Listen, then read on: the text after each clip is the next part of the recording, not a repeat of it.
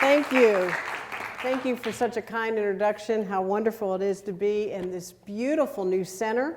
I've never been here before. It seems to have cropped up overnight. And the fanciest chairs, the swivel chairs I've seen, huh? Very nice. So it's a pleasure to be able to talk with you, and wonderful that some students from Jesuit are here. That's great. I have to admit that I come to this topic with a bias because I grew up in a household where the humanities were celebrated. My father was an English professor here at USF, and whenever I was introduced to someone and they were introduced to me as an English major, a creative writing major, you know, these people were applauded. This was considered great. If I was a young girl, if someone was introduced to me, I'm a creative writing major. It was considered, hey, this is a person of high achievement. And so that is my background. I grew up in that kind of household where critical thinking was celebrated and we were all encouraged to follow our passion in life. And interestingly, when I was supervisor of elections, at some point in that job, I began to get a little bit, I don't want to say bored, I was not challenged anymore. This was before the 2000 debacle, so everything was, and I just found it to get a little bit, it was a little routine to it, and so I just had to challenge myself more, and so I decided to go back to school here, come to USF, and get my master's degree in history. Well, the interesting thing was that when I shared with people that I wanted to go back and get a master's degree, and most people would say, well, what are you going to get it in? Is it going to be public administration or something that's going to further this? And I said, no, I'm just going to get my degree in something that interests me. And I'm really interested in the study of American history, so I'm going to get my degree in history. And there'd be a long silence. And I thought, how interesting, you know, that people really didn't think. First, they thought that I was already a success, right? So they didn't think that I needed any more schooling. Little did they realize what I needed to learn about the Whig Party, Dr. Belilovic.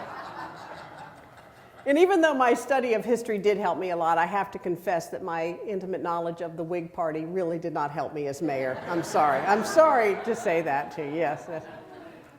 But what really, actually, the totality of my studies in the history department were just fantastic. And what great professors.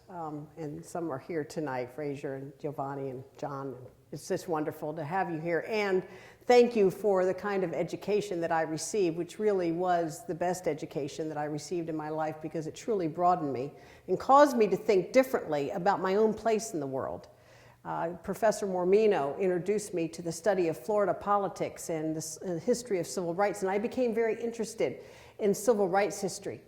And so he got me going down a particular path, and we looked at the White Municipal Party, which had been part of Tampa's history. It was a mechanism by which African Americans were denied the right to vote for really the first half of the 20th century because you had to be a member of the Tampa's White Municipal Party in order to participate in the mayoral and city council elections. And so I was doing my research on this and studying civil rights and just had the best professors in the history department. It was just the best time, except for the fact that you could never find a parking space. But other than that, once I found the parking space and got into the class, it was perfectly fine. And I'll never forget the enlightenment, when the light bulb went off with me, was really because of my study of Fannie Lou Hamer. Any of you know the story of Fannie Lou? Yes, you do know her story. Because I just loved it. It was with Professor Green, who's not with us anymore, and she was a very dynamic professor. And so she introduced me to Fannie Lou Hamer, who was in 1962, she and her husband worked on a plantation, and she was absolutely uneducated. You know, she was in her mid-40s. I don't even know if she had a high school degree. Did not. And so then one day a group came and said, we're all going to the state capitol in Mississippi to register everyone to vote. And do you want to go along? And she said, yes, I will go along. And so they all went on a bus and went to the state capitol. And when she went up to the registrar to register to vote, they asked her to interpret the 16th section of the Mississippi Constitution. And so she had to turn back around and did not register to vote that day. And when she got back to the plantation where she and her husband worked, the person who ran the plantation went up to her and said, Fannie Lou, I understand you went to the state capitol today to register to vote, and I don't want you to ever do that again. And she said, well, I didn't go there to register for you. I went to register for myself. And she lost her that day. Because she tried to register to vote, she lost her job and she lost her home. But she found her voice, and she became one of the leading figures in the civil rights movement.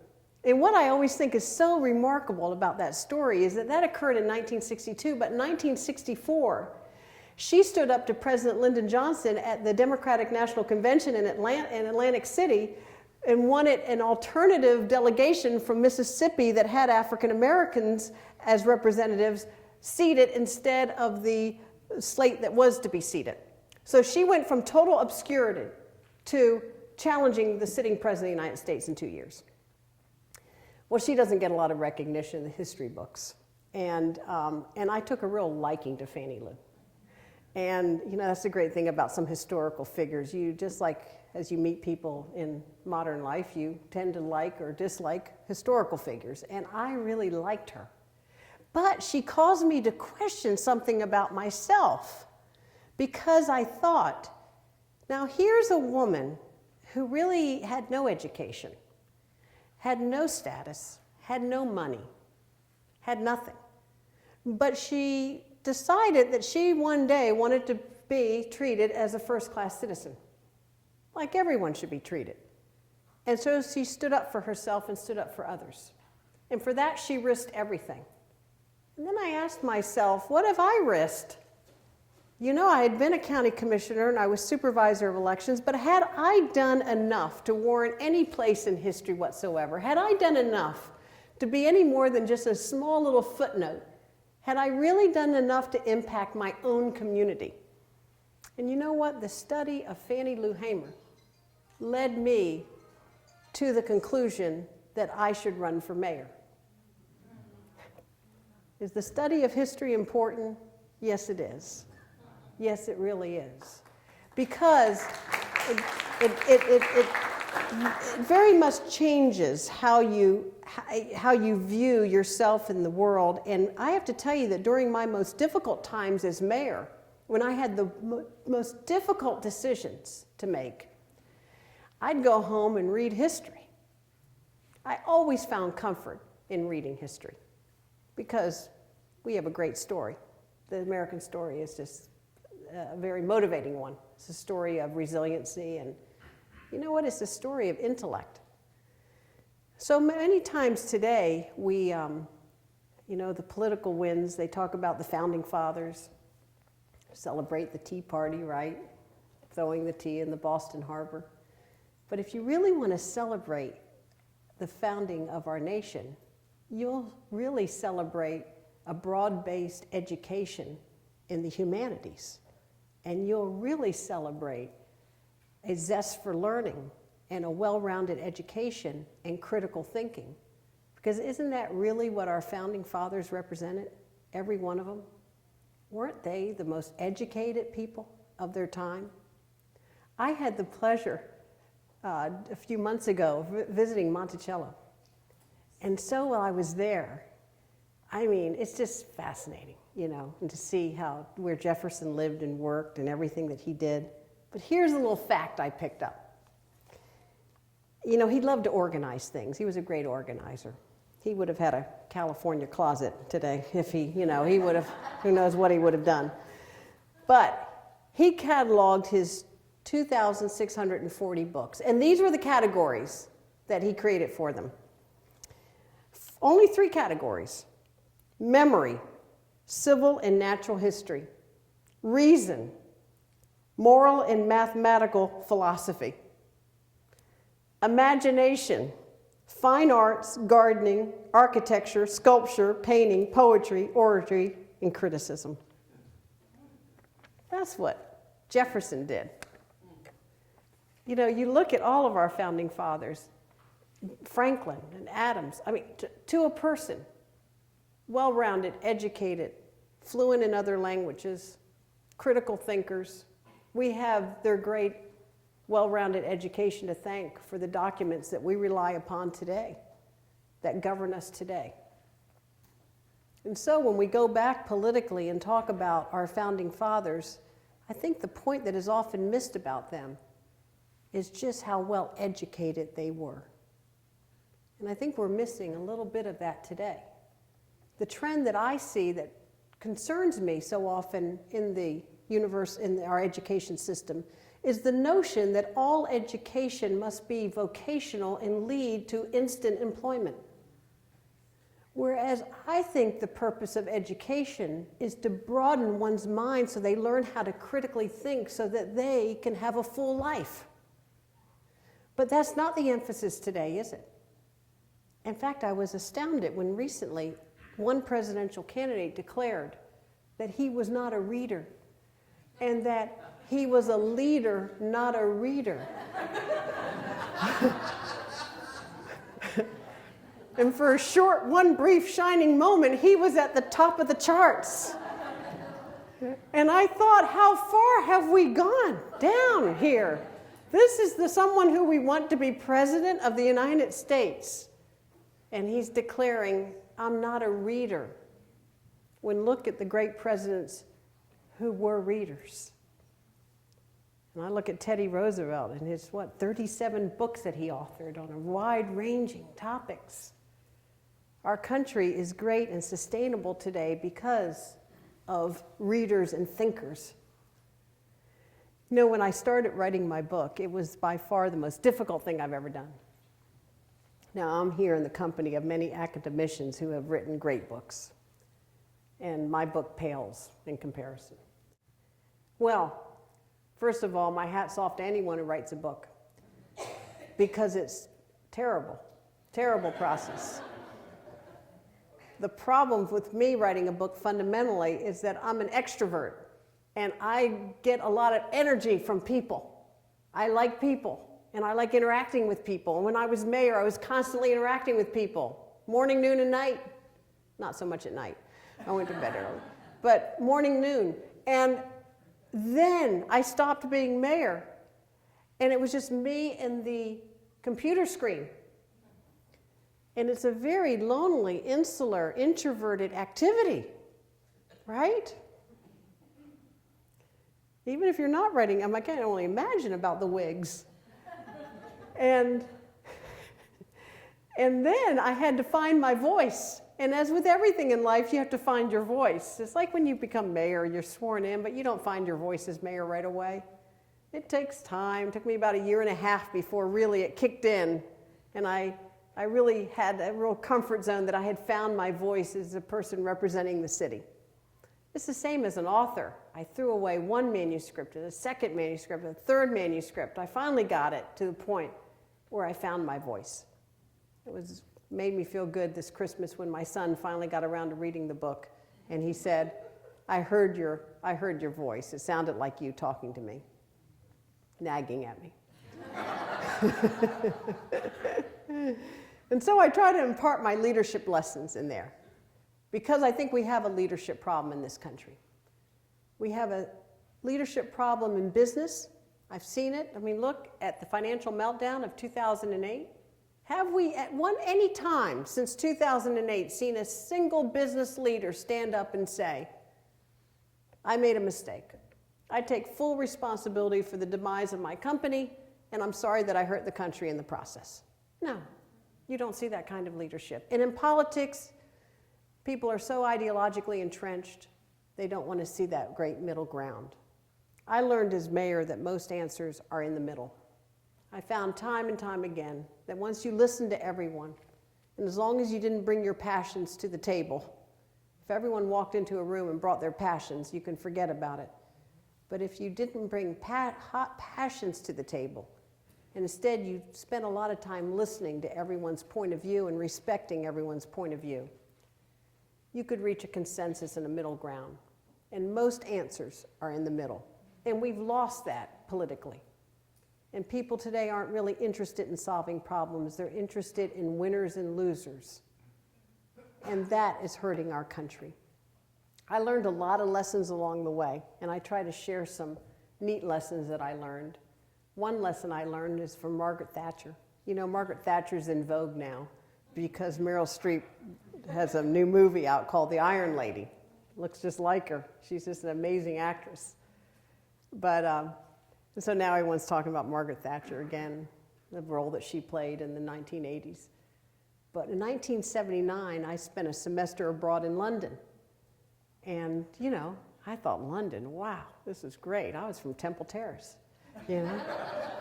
I'd walk around, whoa, this is beautiful. So I'd spent a lot of days just walking. One day I was walking by number 10 Downing Street, and there was a big crowd outside, a little rope, and people craning their necks and everything, and I'm watching, wow. And these two little old ladies just walking by, right by all the security. One was wearing like bright pink, the other bright blue, you know, hats that matched, the really little old lady types. And they just walked right by all the security and they were let right on in.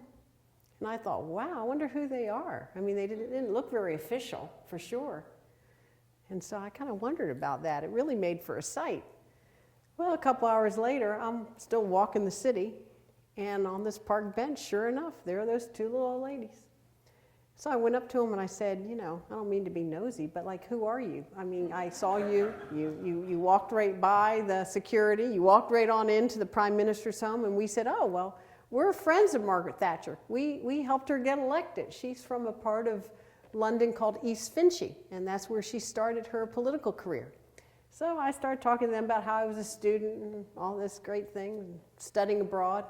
They said, well, would you like to meet Margaret Thatcher? I'm like, whoa, yes, I'd like to meet Margaret Thatcher. So they took down my address. A few weeks later, I got this beautiful handwritten note from them. Come meet Margaret Thatcher, such and such a place. Got on the tube, went to East Finchley, went to this little reception hall. Sure enough, there was Margaret Thatcher and her husband, Dennis. They introduced me. I tell you what, she taught me something that has stuck with me for past 33 years from that day. Margaret Thatcher acted as if I was the most important person in the whole wide world. She took me aside and talked with me for probably 3, 4, maybe 5 minutes.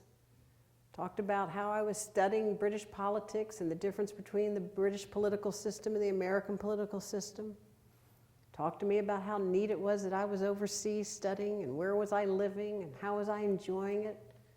Looked at me, unwavering, direct blue eyes, very intense, very kind, and acted as if I was really, really important to her. And that stuck with me for the past 3+ decades. And it's one of the things that I've really always noted about effective, straightforward leaders. And that's that they treat every single person as if that person is really important, because everyone is important. And so I've noted with good leaders that they treat everyone well, and everyone's important to them. The mayor's important, the CEO's important, the cleaning person's important, the janitor's important, the waitress is important. Everyone's important. And so I have Margaret Thatcher to thank for that great little life lesson. And I included that story in my book. There are a lot of things I included in the book about people who I've been impressed with over the years and great examples. I decided that if a person was a positive example to me, I would list their name, and if they were a negative example, I wouldn't write their name. I didn't want to be too negative about people, but actually every single person who provides a negative example was really just as important as the positive examples. And I say that to students all the time, that you will encounter many negative examples in your life, a lot of examples of negative leadership. And you know what? You'll frankly learn more from that than you will from some positive mentors. Positive mentors are very important, but pay attention to the negative things that happen to you, the things that you say, that's unfair, that's terrible that it happened, that set me back. You'll learn so much from that. I did. I've had many negative examples and a lot of barriers throughout my life, but you learn more from that than anything else. Learn much more from that. I've always enjoyed the speeches of John F. Kennedy. His speeches are a thing of beauty. I recommend one to you. It was written, he delivered it a month before he was killed at Amherst College, where he went to get an honorary degree. The whole speech is beautiful, and if you really want to have a good speech about the importance of poetry, the life of Robert Frost, and the study of humanities, pick up with a copy of Kennedy's speech, October of 1963. Well worth it. But near the end of the speech, this is something that he wrote. The nation which disdains the mission of art invites the fate of Robert Frost's hired man, the fate of having nothing to look backward to with pride and nothing to look forward to with hope. That's how a president used to speak. You know what, though? I think a lot of people firmly believe in the importance of the arts, humanities, of critical thinking, of a liberal arts education. They just don't speak up. And the voices that we tend to hear are just the loud voices. And that doesn't make them right. I think more people need to speak up about the importance of what makes a quality education in this country. We're not educated enough. For every person here who's traveled the globe, and I bet that's every single person here, you see it in other countries, how strenuous the education is compared to what we have in the United States. You can see the emphasis they have on learning about our culture and our language when we don't take the time to learn about other cultures and other languages. We talk about a global economy, and indeed it is a global economy, and we're in the Patel Center for Global Learning and Understanding. But our education system is not geared towards global learning and understanding. We even live in a time when anthropologists are poo-pooed, when they should be lifted up. Because in the 21st century, understanding other cultures is so critically important. When presidential candidates speak a foreign language, they are ridiculed. This should be a good thing.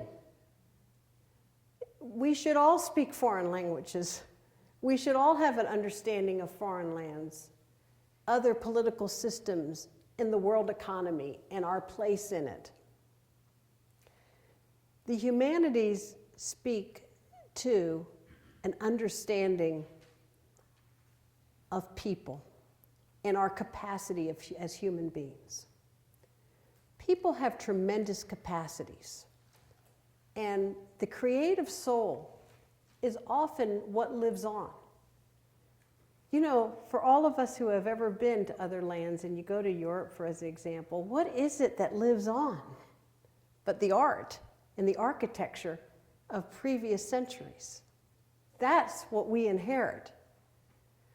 And so I believe that we need to speak up, because I find that so many reasonable people feel this way, but they don't say anything.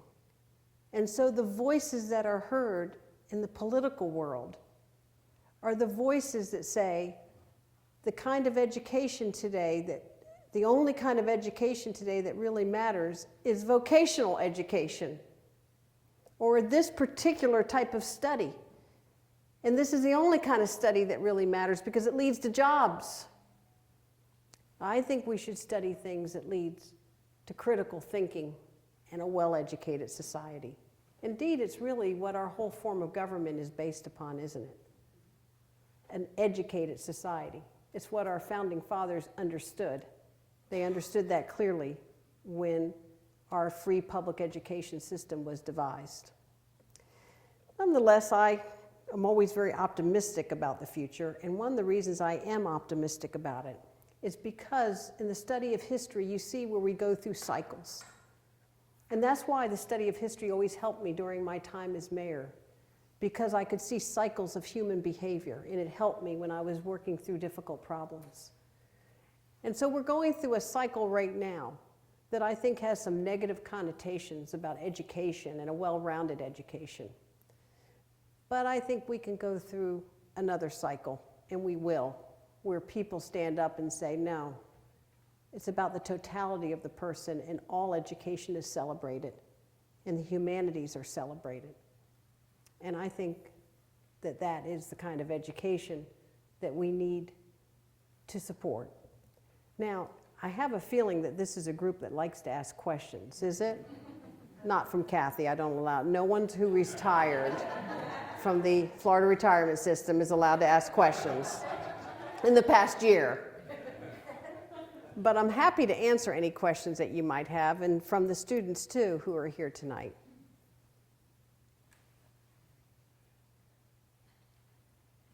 Yes? What was your favorite class when you were getting your graduate degree in history? Yes, it was whatever Dr. Belovic taught. No, what my favorite class was it really ended up being the study of civil rights. And I had a number of classes. I also had a great class on the American Revolution and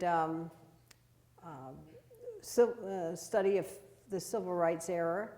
And I think they were about a couple of my favorites. But every class I took within the history department was a winner. I came away with the best, the wonderful broadening of my mind that I didn't realize I would have, and enlightenment that was just outstanding. So every professor was super.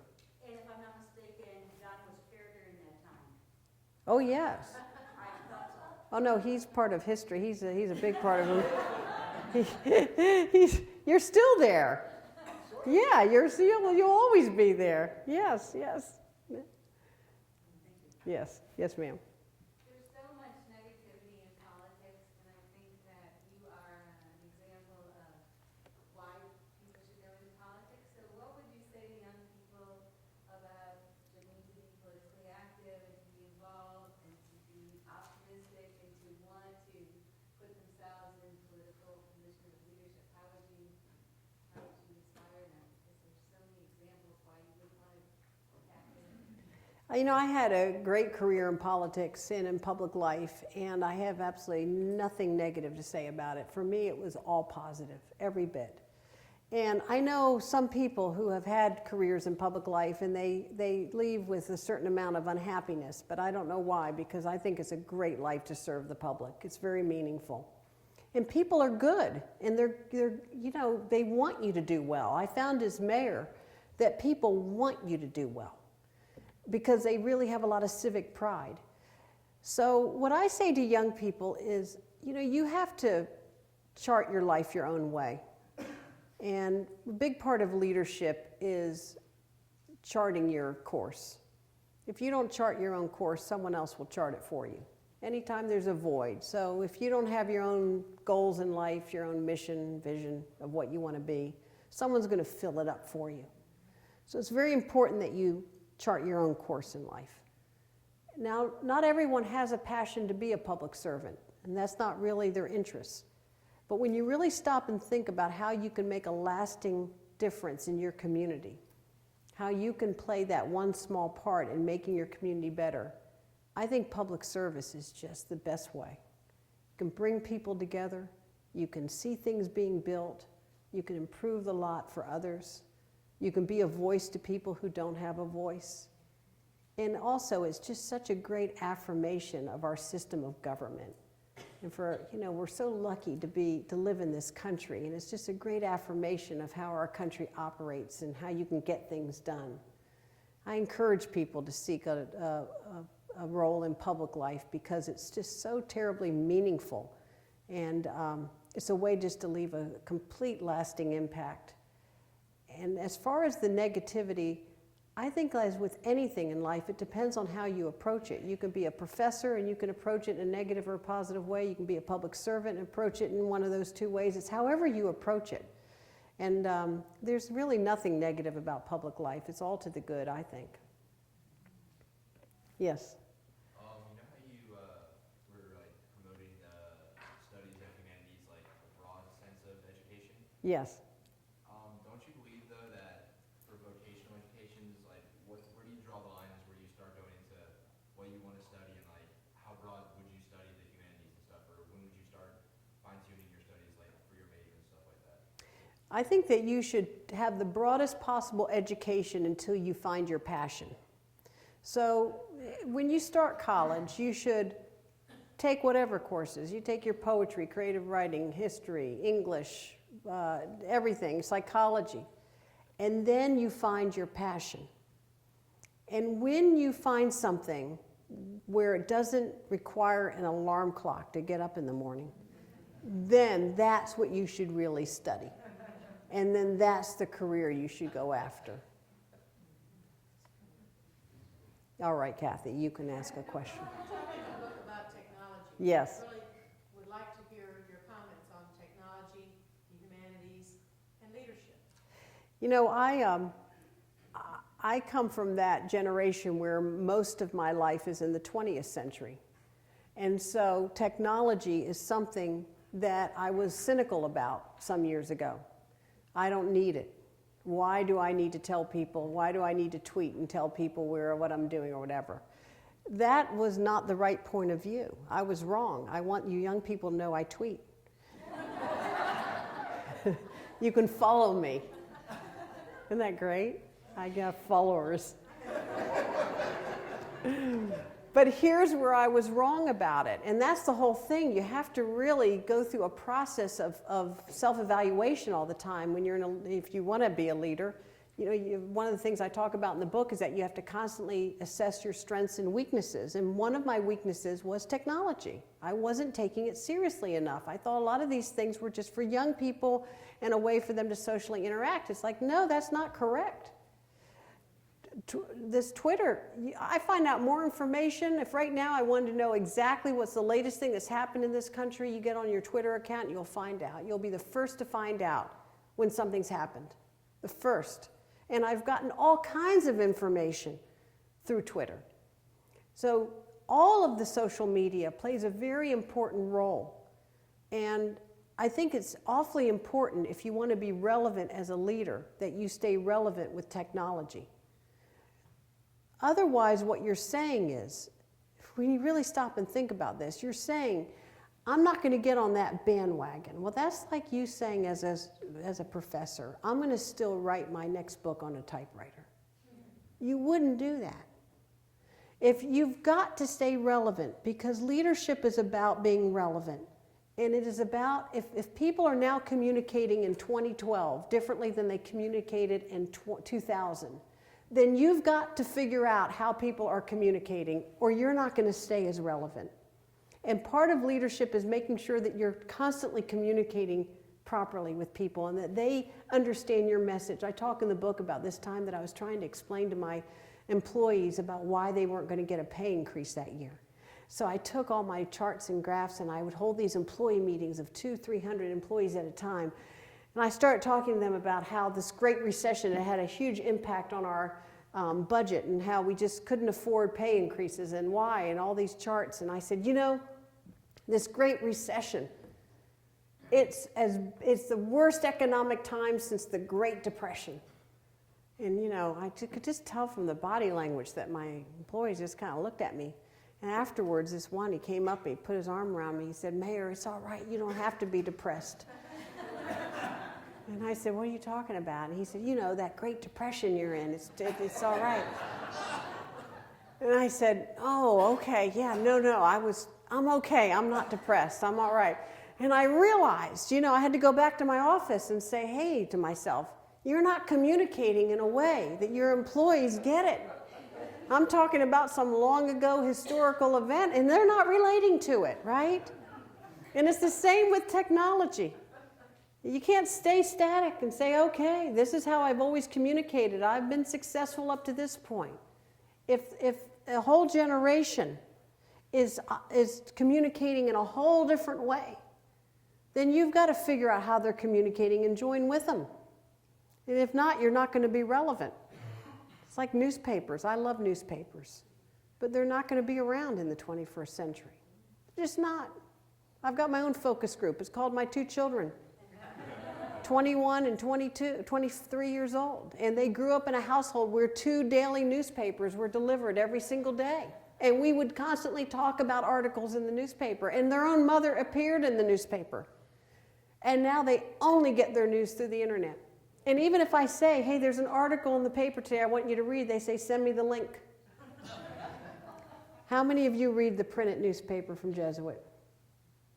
Oh, wow. 1, 2. Wow, you read the printed newspaper. The sports page. No, I'm sure they read the whole thing, Kathy. They read it all. Hey, okay, well, that's actually a very large percentage. It's a large percentage. Yes? Have you targeted your next public service position? I haven't decided if I'm going to ever re-enter political life or not. So far, I've really been enjoying myself with the book and the many book signings, and I'm a leadership speaker, and I've enjoyed very much the public service time. I enjoyed it being mayor, and I enjoy being out of office, so I have enjoyed both times. So I just haven't, I don't know if I'll re-enter public life or not. Yes. Oh, thank you. I should be asking this in private. But can you give us an example when you confronted an incident between civic interest and business interest and the way you solved it? Between civic interests and business interests, I'm not so sure that I can recall a situation where I thought that the business interests were at odds with civic interests. I'm afraid I can't think of one offhand, sorry. I didn't usually find that those were the kinds of, that issues were cast in that way necessarily. I'm afraid I don't have a good answer for that. That's good. Yeah, yes, yes. The first time I saw you publicly when I first moved here, you were at a meeting at the Tel Center downtown, and the Performing Arts Center, and you were confronting people who were angry that you had basically put the kibosh on their museum plan. Oh, yes. And just this past Christmas, I was taking visitors to our new art museum, which is probably the most beautiful public space we have in Tampa. Yes. And so I was remembering having seen you in that event, and I was wondering if you could tell us how you got from point A to point B, and whether you ever go down to the museum and say, I told you so. Well, I don't do the latter. I'm glad it really worked out well, and I do think it turned out to be a beautiful public space, and I'm very proud particularly of the Curtis Dixon Waterfront Park and how instantly transformative that has been in terms of a wonderful, usable urban space. And I do think the art museum turned out great, and the children's museum too, so all to the good. I learned some important lessons from all that. And you know what? That final end product turned out to be an answer that was in the middle. That did turn out to be a compromise. So you might look at that and say, well, that's very expansive, that's very visionary, but actually it really turned out to be a compromise. And so the answers are in the middle. My first 2 years as mayor was really consumed with the museum controversy. I never thought it would be, and here I am, such a huge supporter of the arts, but I found myself at odds with a contingency in our community that wanted the 150,000 square foot museum. And when I first got into office, there was plans not only for that, and there was no park, and then part of Curtis Dixon Water Park was going to be a 30-something foot condo tower. And so, well, that was easy to get rid of. My first week in office, I just said, forget the condo tower, that wasn't going to be. But then for 2 years, it really dragged on about the museum, and I know that there was an awful lot of criticism about my decision during that time frame. But, I think in retrospect, I could have handled it better. There's no doubt about that. I think I let it drag on for too long. So in retrospect, I think had perhaps been a little bit more experienced as a mayor, maybe if it had happened in my last 2 years instead of my first 2, maybe I could have tightened up the time frame a little bit, because it did last for an awfully long period of time. But I also wanted to give the museum people an opportunity to see if they could raise the necessary funds, and the project had a certain amount of momentum. Fundamentally, though, it seemed like it was an unrealistic project and not really good for Tampa to have a 150,000 square foot museum, particularly when we don't really have that much art to put in it. And I really do believe in green space very much, and having a beautiful park, I think, is very important where families, people can play, and dogs and everything. So it worked out well, but yes, I learned many lessons along the way. And you know, one of the things you do have to learn when you're in a leadership position is that sometimes people are just really unhappy with you. And there are periods of time when people are unhappy with you, but you have to really view your tenure in its totality. And I thought, well, I'll have 8 years, and I have these strategic goals, and you know, along the way, people aren't always happy with you, but what you really want is for them to be happy with the end product, the totality of your tenure. And you know, it's kind of like being a parent. Your kids are not happy with you along the way, but then every once in a while there comes a point, they're in their 20s, and they look at you and they say, okay, the totality of it, you're okay.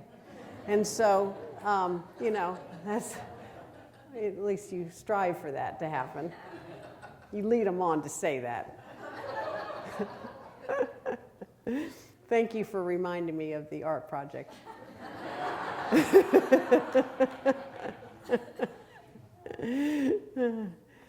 John, do you have a question for me? I do.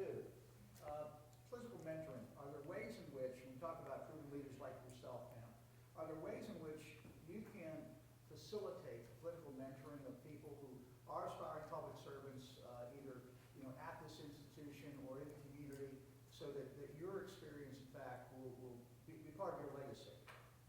You mean not that I mentor, but how do people generally mentor? Yeah, I mean, you Yeah. can personalize it if you want, but just broadly speaking, because we do have a number of people, because of term limits or whatever, people have removed themselves from public office and are in the community and really can contribute, I think, to the growth of individuals who aspire to quality public service. I mean, how could that happen? How do you see that kind of thing happening?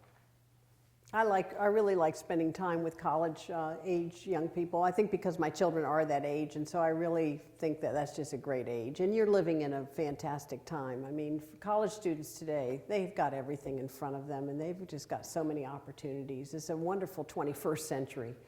So I'm at UT as the leader in residence at the College of Business at the University of Tampa. So I have an opportunity to guest lecture in classes and interact with young people. And some of them come to me and ask for advice on how to do things like serve in public life, which I think a lot of young people are very interested in.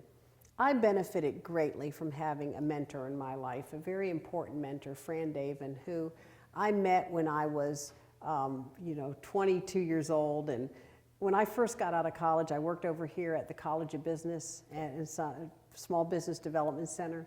And someone came to me one day and said, do you want to host a cable show? And I said, yeah, I'll do that. I didn't know, seemed like okay to do. But back then, this was like 1984, no, it wasn't. I'm sorry, it was 1982. No one even watched cable. And this cable show was really just to fulfill the public service requirement. So I started a program called Community Focus, and I'd call up all these elected officials and ask them to be on my show. And even though no one watched the show, they didn't know that, so they would show up. So at the time, Fran Davin was a county commissioner. I called her up and I said, would you mind being on my cable show called Community Focus? And sure enough, she showed up. So we walked out to the car when the interview was done. And I used to end each program with, keep those cards and letters coming. I mean, nobody watched the show. And so anyway, we talked and we, found that we had a lot in common. I mean, she's, 27 years older than I am, but we became fast friends. And then she really has helped shepherd my entire political life. I don't think I really would have been successful politically without a lot of her guidance. And Professor Balavic, at an early age, here I was a young person working at the Small Business Development Center, and we met through political circles, and we would go out to lunch, and he would impart his wisdom, and you really did. And I mean, here you were, a very successful professor, but he took an interest in a young person who had an interest in politics and really helped me at a very early age understand what my role could be in political life. And then when I first ran for office at age 25, even though at the time I said, vote for me, I have experience, I'm here to tell you, I had no experience at the time. And I was just out of college and I didn't have a lot of meaningful work experience, but people like John and Fran and others took an interest in me and shepherded me along and helped me through my mistakes. So mentoring is a very, very important part of the development of people in public life. And in all parts of life, in academic life, everything. It's very, very important. So it's just important that we all give time to that. But the real issue is do you become an actual friend of the person you mentor? That's the most meaningful type of mentoring. Like we've become really good friends, and Fran and I became very close friends. And then those are very meaningful mentor relationships as opposed to just the casual, let me kind of give you some advice. But mentoring takes all different forms, and it's very important, and I have a subchapter on that in the book because I consider it so important to effective leadership, that you have to find positive mentors in your life. Yes, sir. What would you say is the most difficult part of political life? I think the most difficult part of it, I really liked all parts of it. Well, maybe grocery shopping can be difficult. I felt so good the other day because I was in Publix and a person came up to me and was complaining about a drainage problem, and I said, well, this is the number of the mayor's office. His name is Bob Buckhorn. No, it might be a little bit the loss of privacy. And one of the things that I talk about in my book is that privacy is an asset, but often you don't look at it that way. And I don't mean to generalize too much about young people, but you all don't generally look upon privacy as an asset, and that's why you put all this stuff all over the social media. Because you don't think that it matters, but it does matter. And so you might want to look at your Facebook page and try to present a more well-rounded view of yourself. Like take a photo of yourself studying and post it on Facebook, okay? Just to make sure you're kind of well-rounded. But, privacy once lost can't be recaptured, and it is the loss of an asset. And so, it's okay because people are very kind to me, but it is still a loss of an asset. And I would say that when I became mayor, that maybe was the most difficult part, that I realized that I had lost something that used to belong to me, and you can't recapture it. And it's not that negative, but it's something that if I had to say, honestly, what you have to live with public life, it's that. It's the loss of privacy, a little bit. Yes, sir. You were adamant about foreign relations, so how would you, if you were in a political position of power, would you enforce these reforms that could help us become more culturally aware? I think that our education system needs to be much more robust than what it currently is. I think our K through 12 needs to have a requirement to learn a foreign language. I think the arts need to be a major part of our K through 12. And I think that the constant emphasis on testing has really degraded our public education system. Our school days need to be longer. The teaching needs to be strengthened. Teachers need to be paid more, and their field needs to be elevated. And I think if we really want fundamental reforms in this country and have a stronger, more educated society, we need to make education job one, and it needs to be a very strenuous time in a young person's life.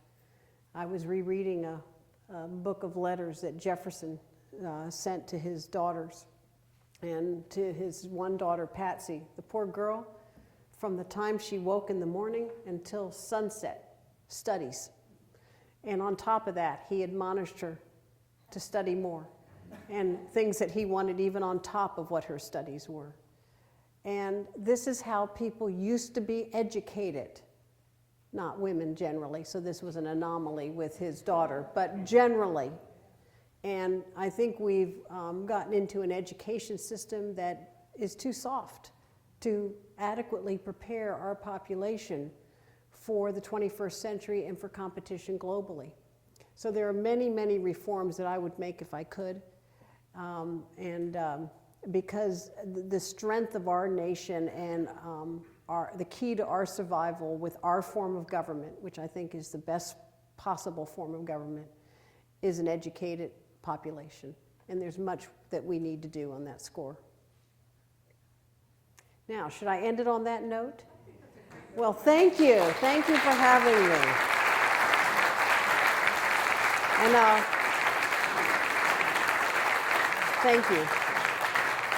I'm happy to stay after. If any of you do want to get my book, I'm happy to stay after and personally sign it to you.